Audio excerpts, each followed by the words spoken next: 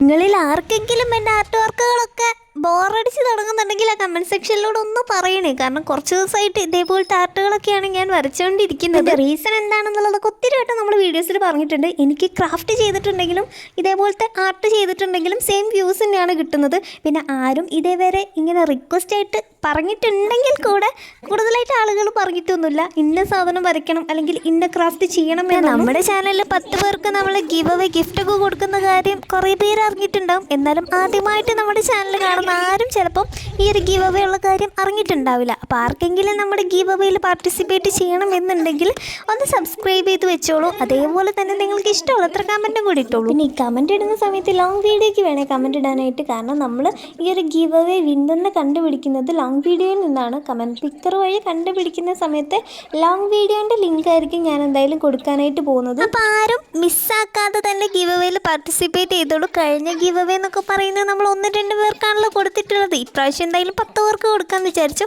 പിന്നെ ഈ 10 പേർക്ക് കൊടുക്കുന്ന സമയം എന്ന് പറയുന്നത് നമുക്ക് 50,000 സബ്സ്ക്രൈബർ ആവുന്ന സമയത്താണ് കേട്ടോ. ഈ ഒരു സൺഫ്ലവർ നിങ്ങൾക്ക് ഇഷ്ടമായിട്ടുണ്ടെങ്കിൽ ഒരു ലൈക്കും സബ്സ്ക്രൈബൊക്കെ തന്ന് സപ്പോർട്ട് ചെയ്യണേ.